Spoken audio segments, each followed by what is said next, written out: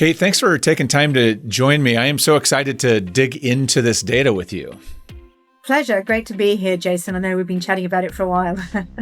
Yeah, well, and I know there's, so much in it. This is such a substantial report. So before we get into talking about, we're going to obviously just pick at a few areas of the findings, but can you share a little bit about the report overall, kind of how long Mercer's been doing this and kind of how big the study is? Oh, absolutely. I think the report's in its 11th year. I know it's over a decade. It's gone like that. I've had the privilege of working on it since its inception. And that's a long time to get views on employee sentiment at work. And it's an interesting study because it's a accumulation of 12,000 voices around the world. And when I say around the world, I think it's 24 countries in this year's study. We look at it across 16 different industries. And it's an amalgamation of executives, investors, HR, and employees. And so we listen to all four of those voices to say, what do they think this year is going to be like? What do they think the priorities are? What priorities do they think are really going to deliver a return? And of course, one of the fascinating things we always look at is where there's alignment or misalignment. Are we really listening to employees' voices or are the investors dominating? So it's been a pleasure to be working on it. This year's findings, though, are pretty stark. Yeah, it sounds like it. And I would say it's a really interesting report. There's so much in it. And for those that are interested, you certainly can find it. I'll include links to where you can find these reports in the show notes. So you can go look at last year's report. Last year's report is still full of all kinds of interesting insights. But I'm anxious to talk about this year. And so let's start with, I guess, the thing that I am perhaps most interested in is, you do take a look at kind of what is the state of employee experience right now across the globe. And so what did you find this year about kind of how employees are feeling about work? Well, Jason, I think you hit the nail on the head. And you and I were speculating about this last year as to how the results. And it's unfortunate to say some of the hypotheses we had did play out. So one of the questions we ask in Global Talent Trends every year is, how are you thriving in your job? And, we rate that on a sort of 1 to 5 scale. And this year, which is over a decade, we've seen the lowest results ever in people's sense of thriving. Only 44% of the global workforce, and I think that's over 9,000 of the people in the study, said they're thriving. And 2 years ago, it was already dropping and it was at 66%. But to drop from 66% to 44%, someone who does a lot of stats, I don't see that type of 33% drop all the time. And I think it's telling. So there is definitely a strong voice to be saying, work's no longer working for me. I'm really struggling to stay abreast, keep up, feel inspired about the future. And I think that's a really worrying call. At the same time, there is also a lot of excitement through the report. Executives, investors are very excited about this new AI human amalgamation that will be the workforce of the future. There's a big theme about how do we drive exponential performance when we combine the two together. And even employees are beginning to say, yeah, I can see how AI can make a huge difference to my job. But that sort of general sense of thriving has dropped. So I think that's a big call out. And that's going to be pretty tough because if I look at what executives are driving this year, it's pretty aggressive transformation and a real drive for those productivity or performance outputs. Now you're trying to drive significant transformation, new ways of working, encourage AI adoption at a time when people are disengaged, distracted, depleted, even disenchanted. That's going to be a pretty tall order for this year. So if we go back to the thriving data, and I guess on the surface, it makes sense to me that you would find that employee thriving is, or at least their feeling of thriving is at an all-time low, at least for that data set. I think Gallup's most recent data has employee engagement near record lows globally as well. Our engagement data shows the same. Yeah. Was there anything that you saw or have seen yet? I know there's so much data there that you think is potentially one of the, or are the key drivers of that? Is there anything, I mean, is this a reaction to global economy shifts? Is it a reaction to, AI coming for my job? Is it a reaction, is it the typical stuff? Like, I'm curious, why is this happening? Why are employees struggling right now? We also do a lot of engagement data. So I also, just before the call, had a chance to look at all the engagement data for this year, and we are still seeing it decline downwards. And there are some real implications of that. There's implications on, am I going to go the extra mile in terms of productivity? There's implications for turnover. What's my intent to leave? And just general willingness to learn new things, particularly related to AI. So I think there's some real consequences if we don't address it. In terms of sort of what's happening there, well, actually, with all our clients, we do key driver analysis. And when we do that key driver analysis, the same things come up time and time again. One, dissatisfaction that your pay doesn't go as far as it used to go. So that is a combination of internal pay parity, or at least perceptions of internal pay parity, but also economic conditions, inflation, things that hurt our pocket. Regardless of what's in your top 5, career opportunities and sort of the velocity of which I can move is coming up time and time again. And it's less about status. I want that next job or that next hierarchy on the rung. It's more coming from a fear. I'm not learning at the pace that work is changing, whether it's AI or whether it's new work habits. There is a real worry that I might not have the skills that are going to keep me relevant for the longer term. And so career velocity, opportunity for skills, these are coming up time and time again. But what I will say, when I look at the thriving data, the population that is the least thriving is the millennials.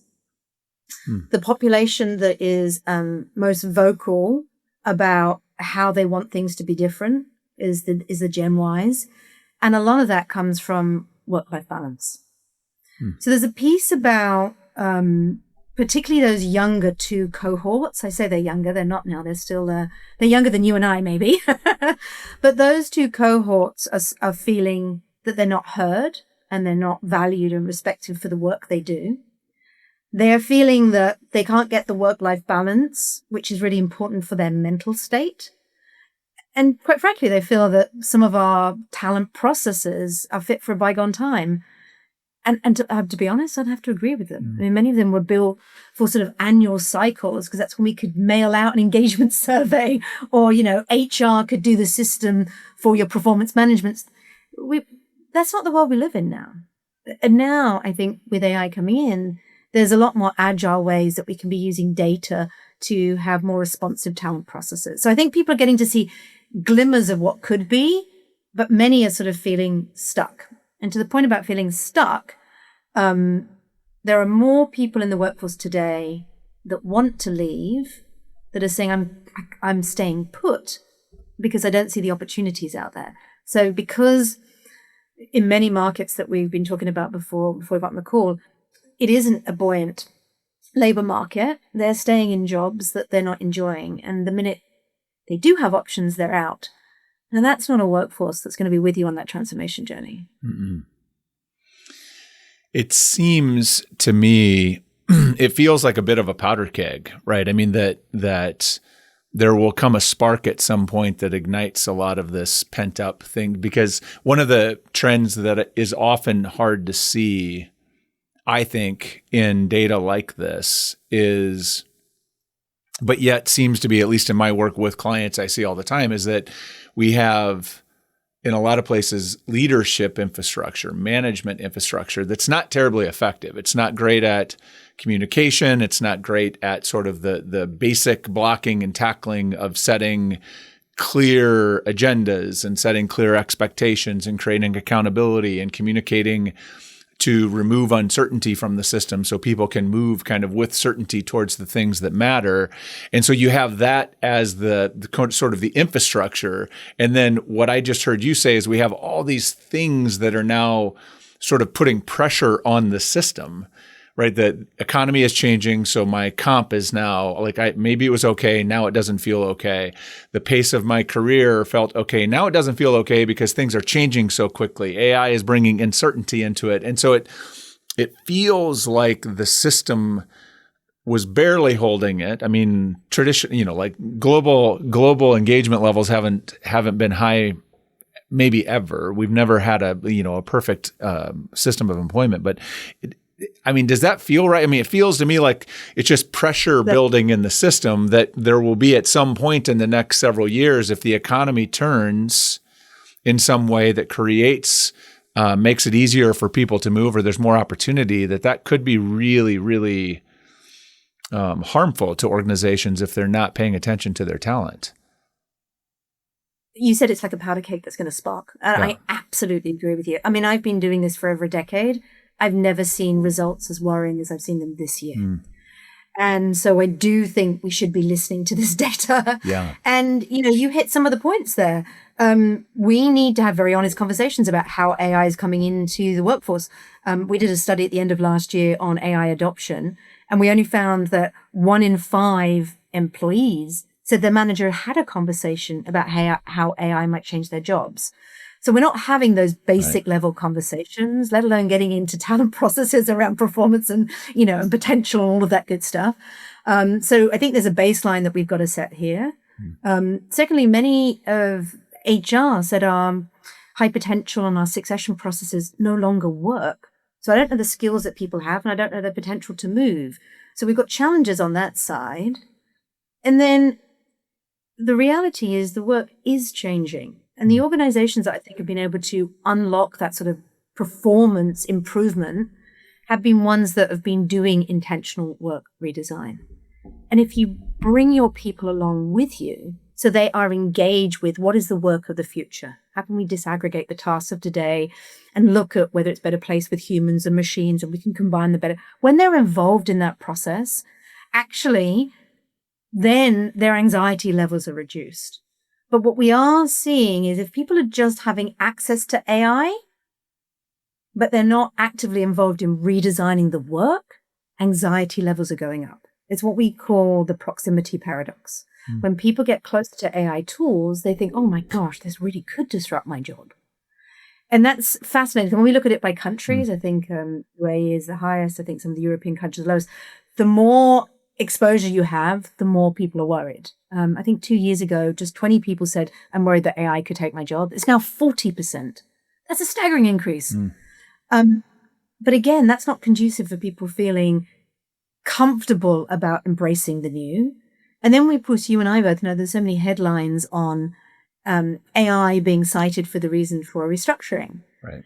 And if we keep talking about AI eroding jobs and job prospects, that's not going to help the situation. No. We need to pivot the narrative to talk about how can we together redesign work, and redesign work not just to unlock productivity, but to make jobs more enjoyable, more inspiring, tackle the burnout issue. Because the reason why these younger generations are feeling fed up at work is because they feel exhausted. They're entering this year saying, I don't feel I'm being compensated fairly for the work that I'm doing. I'm not inspired by my leader in a way that I used to be, particularly around this AI future.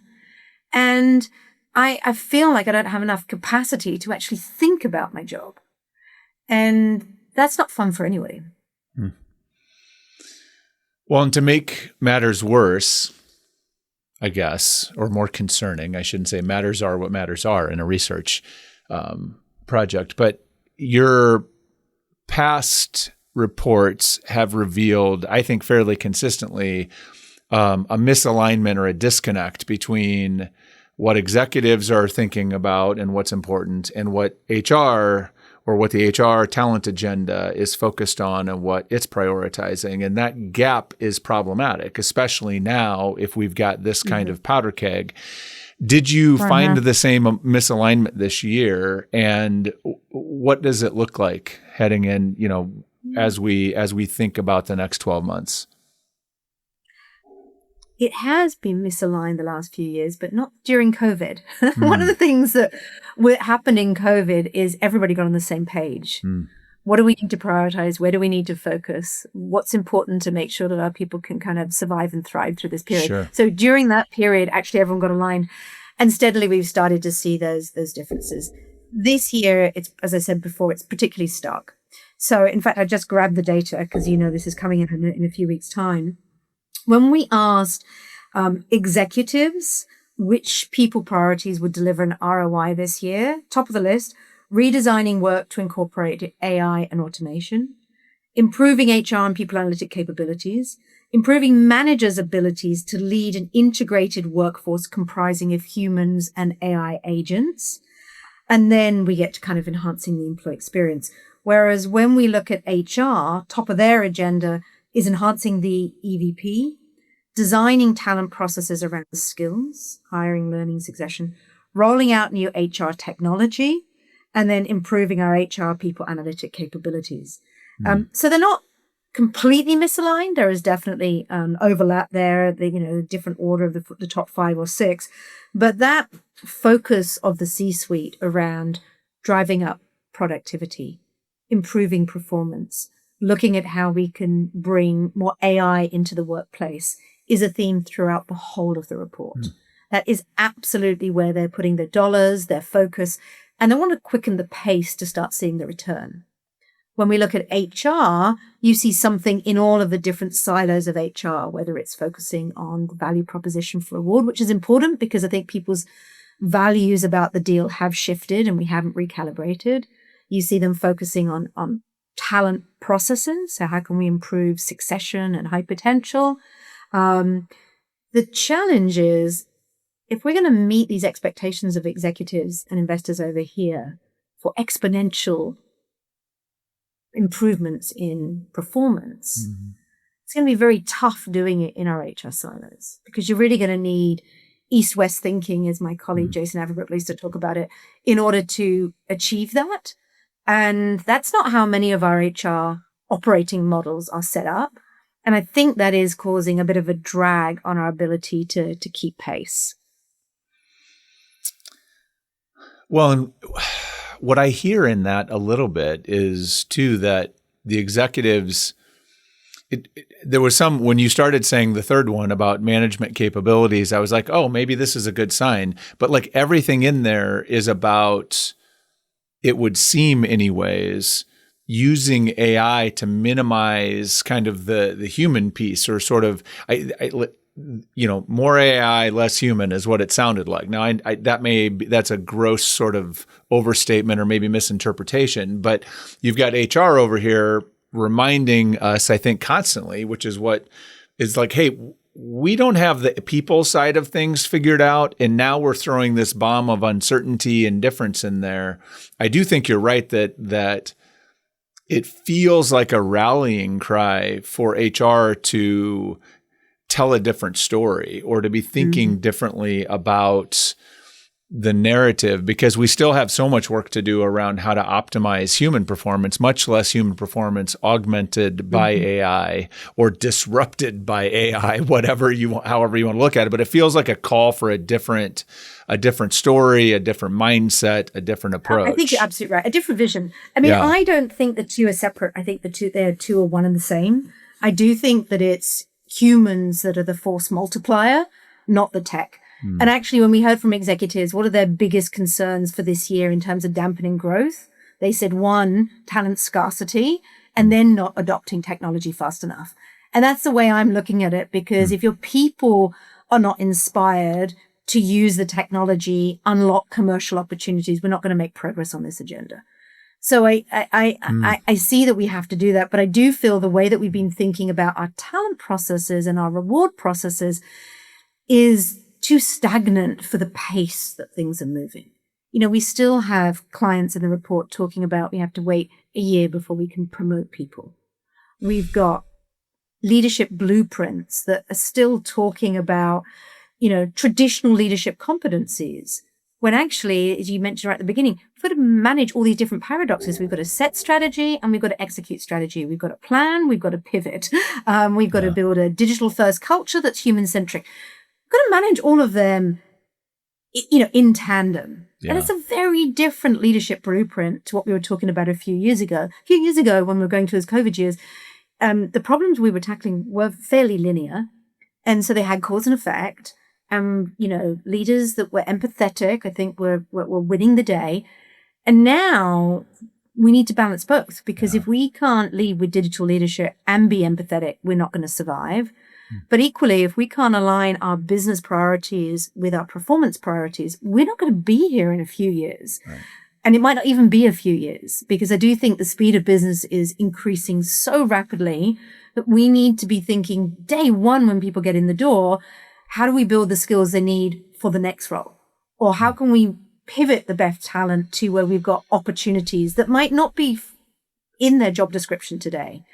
And when we look at one person in one job, fixed job descriptions, a year before you can move on, once a year or twice a year engagement survey, just feels out of step with the sort of changing. And that's the frustration I think I hear from executives in this year's report. They're they're sort of saying, really? Isn't there a quicker, faster way? Don't you have enough data as to who needs a stay conversation, or what leadership behaviors are driving productivity today? Their asks around what data insights they want to drive their business are the same asks that we've seen over the last 5 years. We haven't made much progress on them, though. Yeah, that makes a ton of sense. And as you're talking, I'm thinking maybe one of the opportunities on the talent side of the business is, how it feels like maybe AI can help get a broader picture, or help, leverage tools to help them do some of that work, some of that. It's almost like there's catch-up work to get done, right? I mean, there's a bunch of stuff that needs to be happening faster.